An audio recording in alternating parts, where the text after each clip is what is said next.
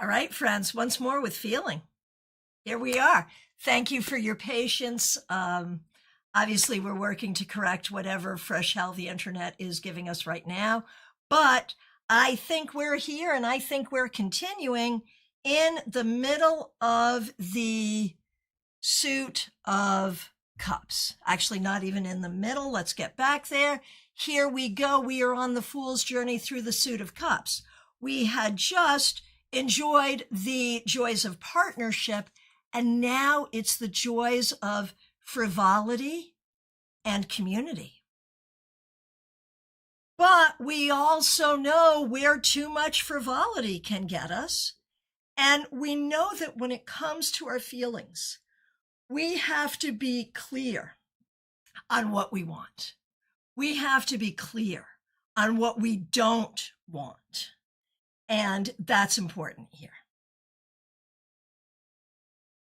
Here, we recognize that feelings are not just about love, joy, and frivolity. There's also grief and sorrow. But we remember with this that even though there is grief and sorrow, when we're ready, there's still love. We remember that too. Here, we look to the past. And if you think about it, our basic emotional understanding of relationships is formed when we're very young. And that's unfortunate, because if you come from a family that does not handle emotions well, that does not handle relationships well, that's going to show up in your adult life a lot. So here we look to the past to understand who we are, to understand where we came from, and to understand that emotional frequency.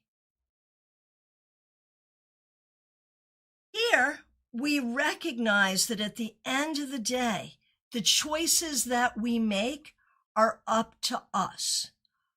Our heart gets to make the choices, not anybody else's.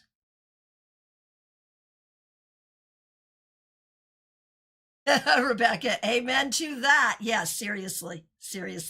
Nice to see you as you're coming back into the classroom. Thank you for your patience. Okay, so then we move on to the 8. And we recognize that we have felt the pain of abandonment. And sometimes we have to walk away from things even when it's hard. Here, we recognize our ability to be happy, our ability to want things, and our ability to use our emotions to make those things happen. And I want to point something out to you. When we talk about magic, manifestation, setting intentions, we recognize whether you're talking about it from a witchcraft perspective or from a, I'm setting an intention perspective. What is it that makes that work? What is it that makes magic and manifestation work? It's the emotion. It's the deep feeling. And when we look at the 9 of Cups, we know the 9 of Cups as the wish card, but it's more than a wish, because if you can feel the emotion, you can make it happen. Another card of magic and manifestation is this 2 of Wands, because if you can feel the inspiration, you can make it happen. Do we see crossover between the swords, the wands, and the cups? Of course we do. The elements connect to each other in so many ways. So then we get to the 10 of Cups. And here we see happiness, joy, happy family, happy life. This is the happy ever after situation. Hey, Lumen, so good to see you. So then, what have we learned? We have learned to keep love in our hearts and to express it. We've learned to pursue love and to act in a loving way as we encounter others. We've learned to nurture our hearts, and we've learned to exemplify that. So you know what's going to happen next. here we are, Fool's journey through the other side of the cups. Mother and Father God, we their human children, among which is the Fool, who this time is born into a really happy home. And a happy childhood. But even then, there is difficulty, whether this is getting of age and leaving to go off to college or get a job, or whether there is sorrow and abandonment. We then recognize that no matter what's going on with our hearts, we have to choose what's going to work for us. And perhaps we do that by remembering who we are and where we came from.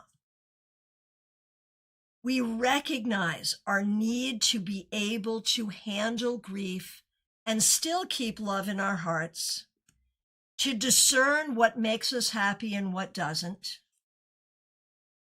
to build community and enjoy community, to share love with those in our lives who are special to us. And there we have reached the understanding of the element of water. All right, here we go. Here we go. You know what we're doing now. It is the Fool's journey through the suit of Pentacles. So I used to teach a class, adult education class. So I'm like doing it in high schools and stuff like that. In fact, Smile Soul 20, good to see you. That's where I met your Aunt Dee. Was at a adult education class. And what I would do when we got to this section is I would divide people into groups and make each group write the story of the Fool going through their suit. And I just remember this one class. I don't even remember where this class was, but the particular group that got the Ace of Pentacles decided to name their Fool Little Penty. And every time I see the Ace of Pentacles now, there is a little voice in my head that says, Little Penty. So here we start with Little Penty, learning about grounding, learning about resources. And the first thing we learn is that sometimes we have to work hard for resources, and sometimes we have to stretch. Sometimes we don't have everything that we need. I think a lot of us learned that in childhood. My father got paid once a month. My mother would famously say, we've got a little too much month left at the end of the money.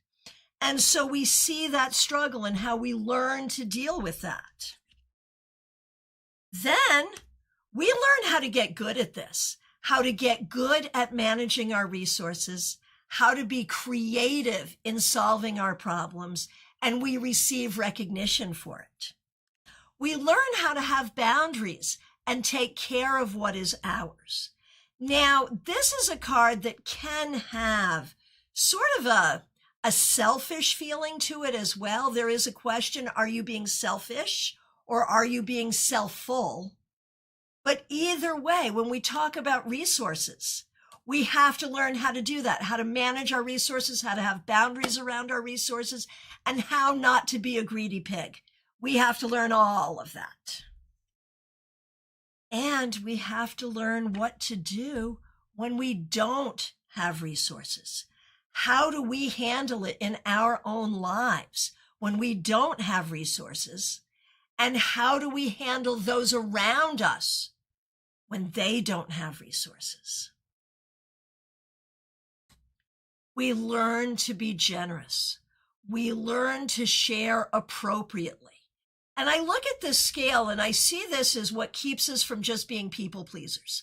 Like, like that whole people pleasing thing. Here, take this, whatever makes you happy. I just want to make you happy. Yeah, no.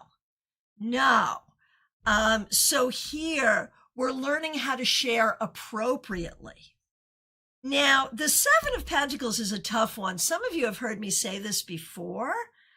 The Seven of Pentacles, the original inspiration on this particular piece of art was the Irish potato famine, which is like fraught with politics and starvation and all kinds of weirdness.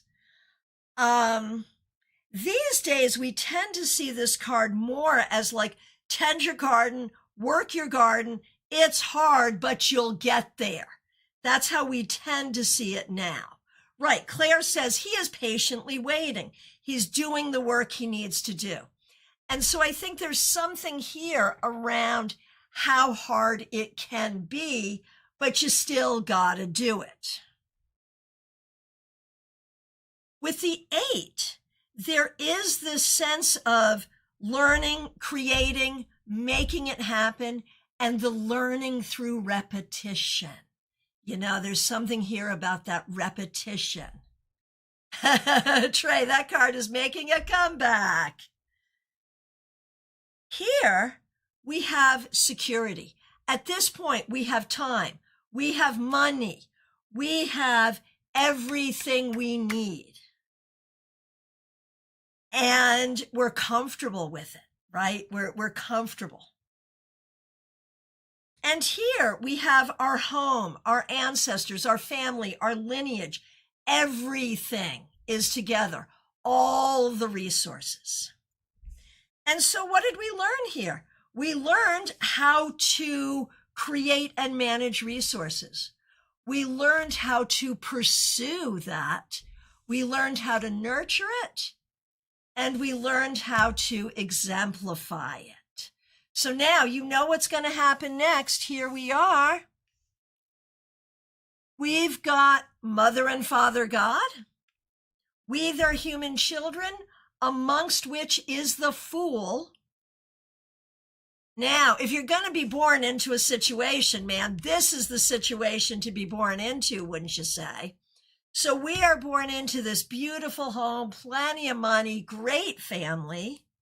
And so, of course, we're confident, man. Our Ivy League education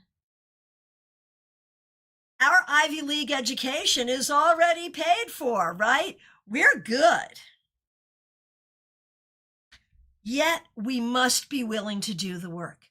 It doesn't matter. We can be born with 1,000,000 silver spoons in our mouth. We still got to be willing to do it. Cypher, so good to see you on Twitch. This is a class. We're not doing readings right now. Next time you catch me, I will probably be doing readings. But right now, this is a class. We're talking about the stories that we find in the suits of the Minor Arcana. And so here we are doing the hard work. I don't care that you were born wealthy. You still got to do the hard work. And then you have to share with others, whether it's time, energy, money, whatever it is, you got to share. And sometimes things don't go your way. Rebecca, I think I'd take the cups over the coins. Yeah, it's a question, right? Sometimes things don't go your way. Sometimes you lose out. Sometimes you take a risk and it does not go the way you wanted. So what do you do there? You have to take care of yourself. You have to take care of yourself. That's the thing. At the end of the day, you have to take care of you. Put your oxygen mask on before assisting other passengers. But then you remember that you know how to do this. You know how to do this. You know what to do. You know how to balance it. You know how to manage it. And here we are, having mastered the suit of Pentacles. So what do we learn from these journeys? Recognizing now that this journey is spread out over 2 videos, thanks to technical issues, but here we are. What do we learn from this? What do we learn from the idea that these are journeys as well? A, we learn that if we look at it this way, these cards are easier to remember. That's number 1. Number 2, we learn that the Minor Arcana has spiritual value. It is so easy to see like the Major Arcana as the Fool's Journey and the Minor Arcana just as doing the dishes. It is, but it is so much more as well. But here's the other trick. We learn that when we look at the cards, We can look at the progression of numbers. We can also look at the suits and ranks and what they have in common. So it becomes really easy to say, what does an ace mean? All aces are going to be new beginnings, the essence of something, the seed of something, the core of something. What is the something? The something is the element. Right? And so even if you don't know, hey, Susan, so good to see you. Welcome. Susan Lathrop, everyone, is a new member at the stars level. We are very, very happy to welcome her to the village. So everyone say hi to Sue.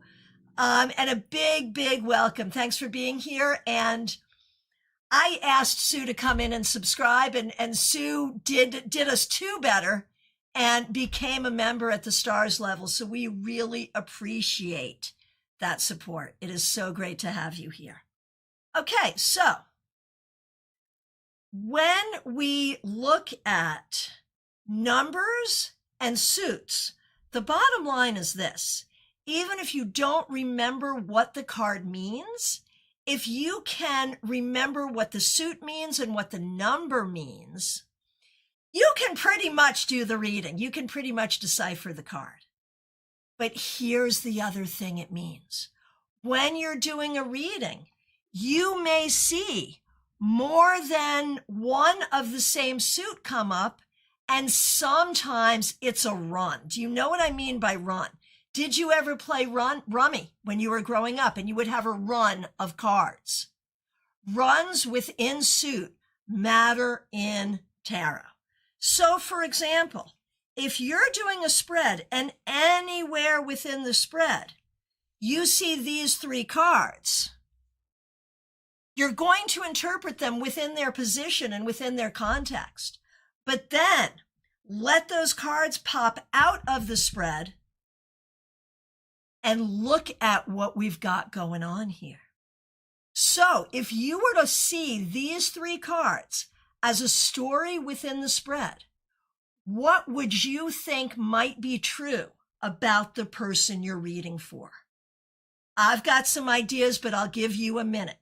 What might be true about the person that you're reading for if you see these three cards in a spread? Anyone? Anyone? Any thoughts? Do you read it forward or backward? I'm going to say both. Now, your intuition may lean you in one direction or another, but I would say both. So if you're reading it in both ways, what could you say about these three cards? What do you think? I'm going to say there's a question about a relationship or a community, and we don't know if it's going to be in conflict or if it's going to go forward. We don't know. And so there's a question. Okay, so Claire is saying the condition is resolved and celebrated, then you move forward. Okay. Let's do another one. Suppose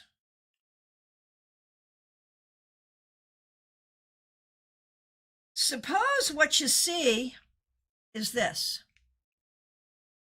And again, same thing. These are in various positions in a spread. You interpret them in context, then you pop them out of the spread, and you interpret them based on the story they tell. What story might you see here? Go ahead and let me know. And so we understand that in this way, when we study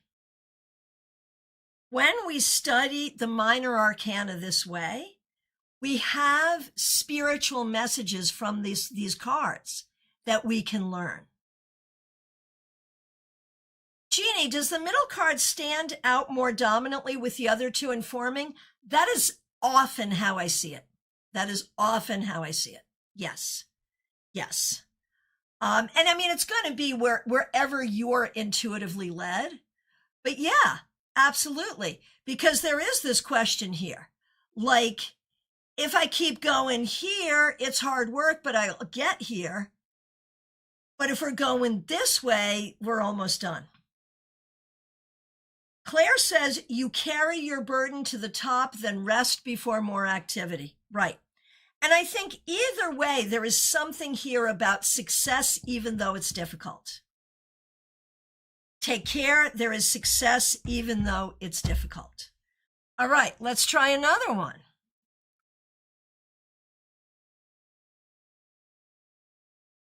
What about that?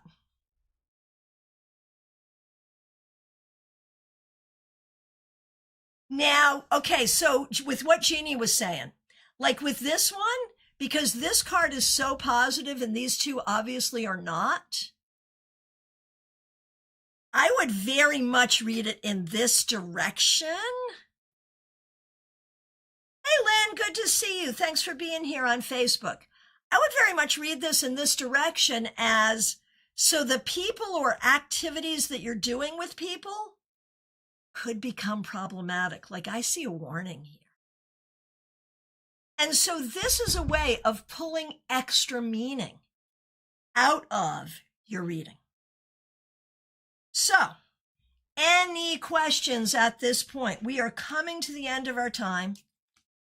Any questions? As many of you know, this is a topic I talk about a lot.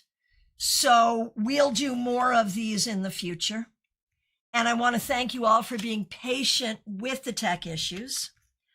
Any questions?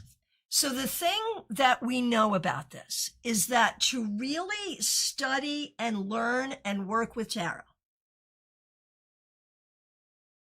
Oh, Claire, you want to know more about trust and the swords? Okay, yes, we will do that. To really understand and work with tarot, you need, in my opinion, to see the Fool's journey and the spiritual nature thereof in all the cards, in my opinion. Okay, more about trust and the swords. Well, I think the thing is with the swords, like there is so much in the swords about truth and BS. And that is certainly characterized primarily in the Seven of Swords, but it's really everywhere because if you look at this story, right, all of this is created either because we didn't tell the truth or we didn't trust or we trusted the wrong person, right? And so everything in the swords teaches us to be trustworthy and do the right thing and teaches us to be discerning. And that's probably a good word to add to your swords vocabulary is discernment. And in fact, I jokingly, but not really jokingly, refer to the Ace of Swords as the anti-BS device. Discretion, absolutely, discretion, discernment, all of that. All right, friends, other questions? Other questions? Anything else for this evening?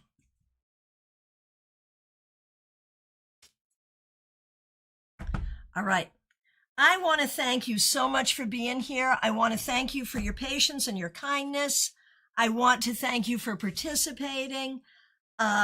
We will do further classes. There will be more classes. Claire, I love anti-BS, right? Right? So thank you so much. Play with this, practice this, see what it does for you. I really believe that it will help your tarot journey. My friends, thank you so much. I will see you soon. I'll be back Friday at noon with your Friday weekly wrap up. And I appreciate all of you. Thank you so very much. And special shout out to IT John for getting us back on after our internet provider did what it did. All right. I appreciate all of you. Take really good care. I will see you soon.